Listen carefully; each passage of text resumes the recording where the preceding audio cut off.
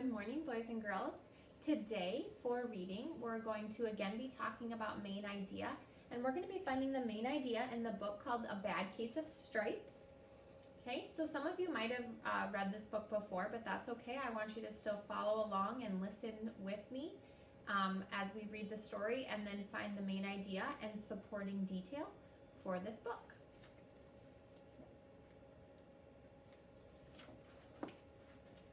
Camilla Cream loved lima beans, but she never ate them. All of her friends hated lima beans, and she wanted to fit in. Camilla was always worried about what other people thought of her. Today, she was fretting it even more than usual. It was the first day of school, and she couldn't decide what to wear. There were so many people to impress. She tried on 42 outfits, but none seemed quite right. She put on a pretty red dress and looked in the mirror. Then she screamed. Her mother ran into the room, and she screamed too. "Oh my heavens," she cried. "You're completely covered with stripes." This was certainly true. Camilla was striped from head to toe. She looked like a rainbow. Mrs. Cream felt Camilla's forehead. "Do you feel all right?" she asked. "I feel fine," Camilla answered. "But look at me." "You get back into bed this instant," her mother ordered. "You're not going to school today." Camilla was relieved. She didn't want to miss the first day of school, but she was afraid of what other kids would say. And she had no idea what to wear with those crazy stripes. That afternoon, Dr. Bumble came to examine Camilla. "Most extraordinary," he exclaimed. "I've never seen anything like it. Are you having any coughing, sneezing, runny nose, aches, pains, chills, hot flashes, dizziness, drowsiness, short of breath, or uncomfortable twitching?" "No," Camilla said. "I feel fine." "Well then," Dr. Bumble said, turning to Miss Cream, "I don't see any reason why she shouldn't go to school tomorrow. Here's the ointment that should help clear up those stripes in a few days. If it doesn't, you know where to reach me." And off he went. The next day was a disaster. Everyone at school laughed at Camilla. They called her Camilla Crayon and Night of the Living Lollipop. She tried her best to act as if everything were normal, but when class said the Pledge of Allegiance, her stripes turned red, white, and blue, and she broke out in stars. Other kids thought this was great. One yelled out, "Let's see some purple polka dots." And sure enough, Camilla turned all purple polka dotty. Someone else shouted, "Checkerboard," and the pattern of squares covered her skin. Soon everyone was calling out different shapes and colors, and poor Camilla was changing faster than you can change channels on a TV. How do you think she's feeling right now? That night, Mr. Harris, the school principal, called. "I'm sorry, Mrs. Cream," he said. "I'm going to have to ask you to keep Camilla home from school. She's just too much of a distraction. And I've been getting calls from other parents. They're afraid those stripes are going to be contagious." Camilla was so embarrassed. She couldn't believe that 2 days ago everyone liked her and now nobody wanted to be in the same room as her. Her father tried to make her feel better. "Is there anything I can get you, sweetheart?" he asked. "No, thank you," sighed Camilla. What she really wanted was a nice plate of lima beans, but she had been laughed at enough for one day. Well, yes, I see," Dr. Bumble mumbled when Mr. Cream phoned the next day. "I think I better bring in the specialist. We'll be right over." About an hour later, Dr. Bumble arrived with 4 people in long white coats. He introduced them to the Creams. "This is Dr. Grope, this is Dr. Sponge, Dr. Cricket, and Dr. Young." Then the specialist went to work on Camilla. They squeezed and jabbed and tapped and tested. It was very uncomfortable. "Well, it's not the mumps," concluded Dr. Grope. "Or the measles," said Dr. Sponge. "Definitely not chicken pox." "Or sunburn." "Try these," said the specialist. They each handed her a bottle filled with different colored pills. "Take one of each before bed," said Dr. Grope. Then they filed out the door, followed by Dr. Bumble. What do you think? Do you think those things are going to work? Or do you think she's still going to have stripes? That night, Camilla took her medicine. It was awful. When she woke up the next morning, she didn't feel different. But when she got dressed, her clothes didn't fit her right. She looked in the mirror, and there, staring back at her, was a giant, multicolored pill with her face on it.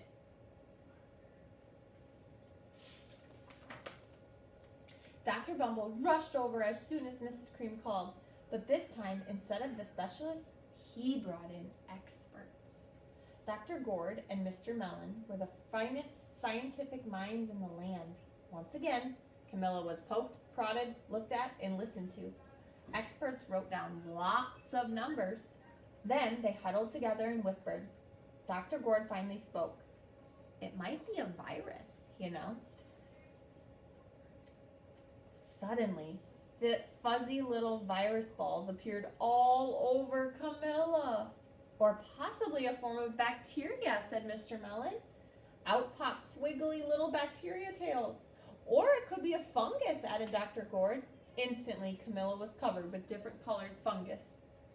The experts looked at Camilla, then at each other.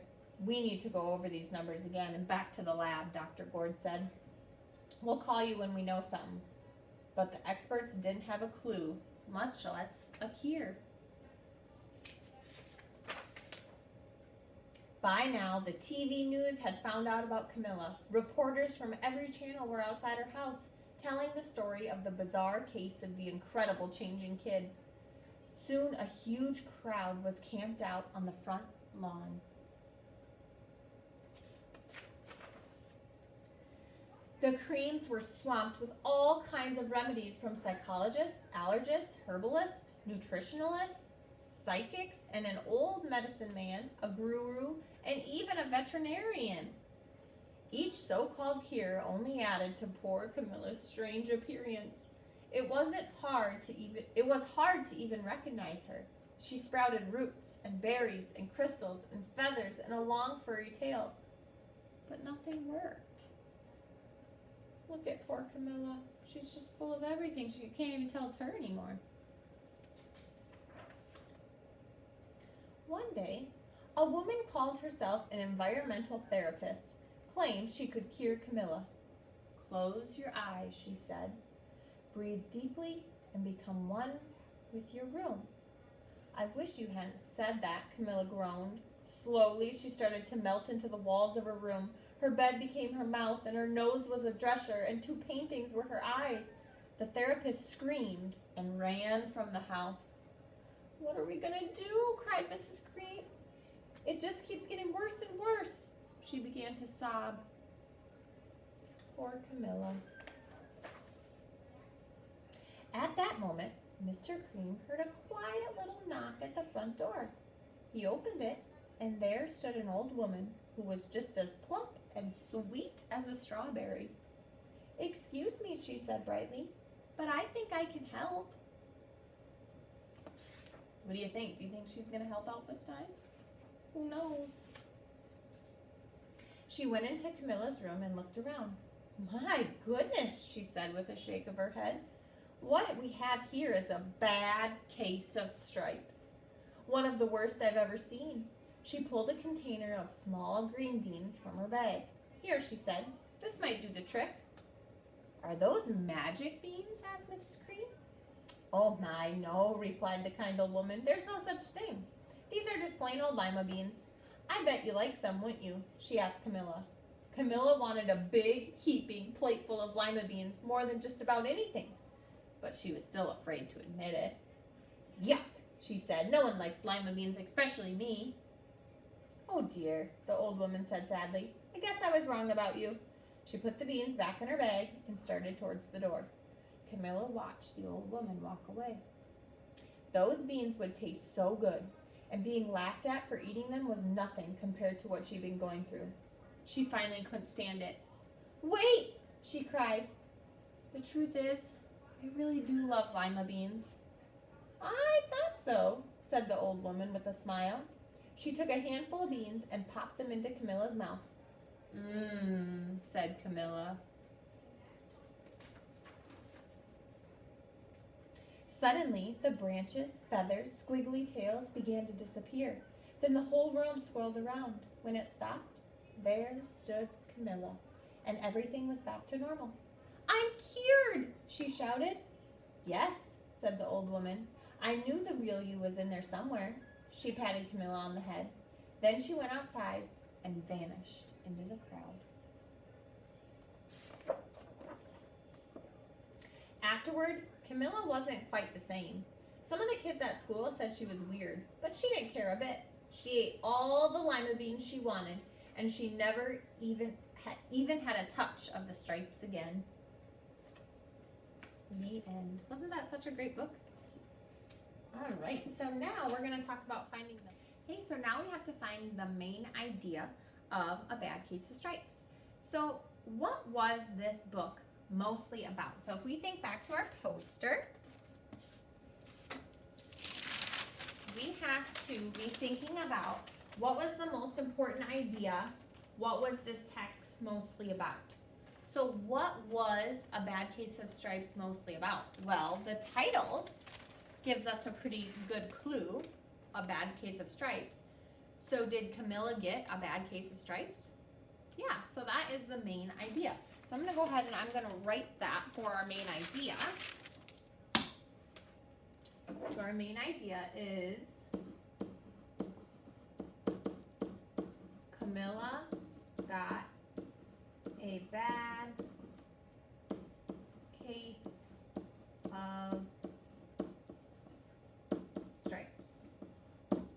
Okay, so now I have to be thinking about, well, what details support that Camilla got a bad case of stripes? Well, when did Camilla get stripes? Why would her body change? So if we think about, remember when this happened in our story? What were they doing here? Were they singing the Pledge of Allegiance? Were singing the Star Spangled Banner? And then she turned into red, white, and blue, right? So that would be one detail. That's one example of how she got a bad case of stripes. So, when singing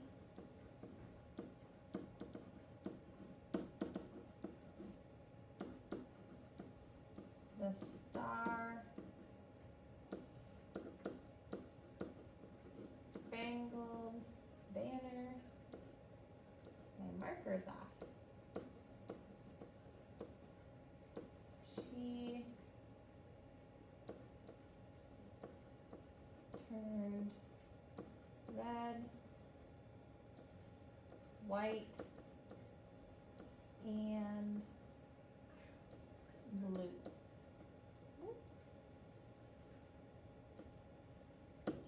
Okay, so when singing the Star Spangled Banner, she turned red, white, and blue.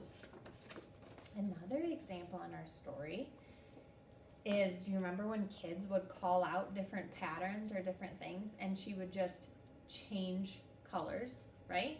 So another detail could be that she would change colors or change patterns when kids would shout something out. So she would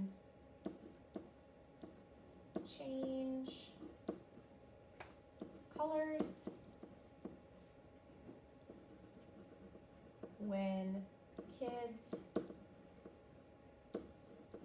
shouted out. Okay, and another detail that supports her having a bad case of stripes, remember when the doctors told her to take these pills and it would help her get better? Is that what happened? Did she get better? No! She turned into a big multicolored pill, right? So that would be another detail that would support that she had a bad case of stripes. So she... Oh no. We'll retry that. She turned into a multi-colored pill. Okay? So, to recap, the main idea of A Bad Case of Stripes is that Camilla got a bad case of stripes, and 3 details that support her getting stripes is 1, when they sang the Star Spangled Banner, she turned red, white, and blue. Detail 2, she would change colors when kids shouted him out. And then detail 3, she turned into a multicolored pill when the doctors told her to take pills. Okay. Now, lastly, I just want to talk about, what did Camilla learn in this story? What did she learn about herself? So she learned that she shouldn't care about what other people thought about her, right? She was so worried of what other people would think and say about her. But in the end, she realized, you know what? I don't care about what other people think about me. I'm just going to be myself. Okay? So that's a good lesson to take into your own lives. Don't worry about what other people think about you. Just be yourself and be you. Okay? To end today, I'm going to show you your activity in Seesaw. Okay? All right, so if you go to activities and you go looking in there, you will find the reading activity, and it looks like this. You have 2 passages on 1 page, so you're going to listen to passage 9 and 11, and again answer what is the main idea and what is a key detail. It looks very similar to the lesson that you did on Tuesday this week. And don't forget, some of you forgot to do this. There are 2 pages. So after you answer the questions on this page, don't forget to hit the arrow and go to the next page and answer the questions for passages 10 and 12. Okay? So there are 2 pages in your reading assignments. You have to answer the questions on both pages, or I'll be sending it back to you. Okay? All right, I look forward to seeing your work on Seesaw.